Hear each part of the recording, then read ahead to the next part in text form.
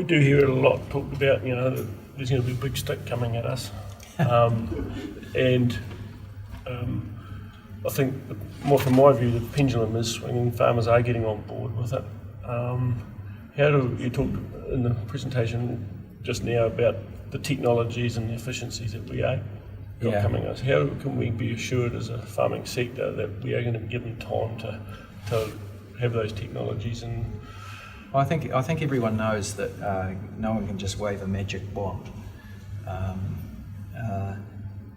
The point that we've been making as a government is that we want to stop things getting worse as quickly as possible, because they are still getting worse in some parts. And that once we stop things getting worse, we think there'll be a social licence to fix these things up over a reasonable period of time. Part of the answer does lie in decent regulation.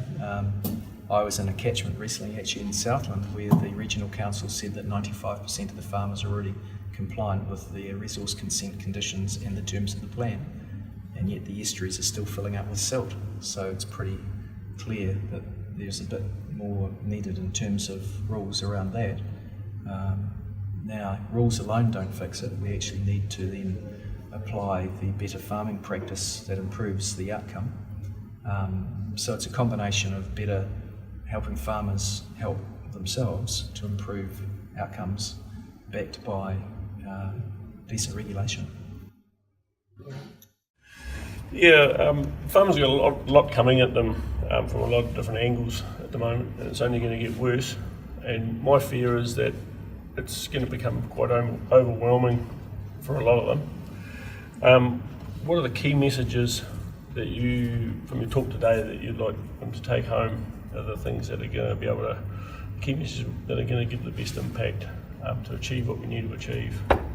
I agree with Damien O'Connor on this one. I think the most important tool is going to be a farm management plan that over time will have chapters in it that are built up, and you can't incorporate everything at the same time. You can see that some of the buyers of produce off farms are already requiring farm management plans, and perhaps they're the place to start. One of the, a good format of that's practical, not as long as a telephone book.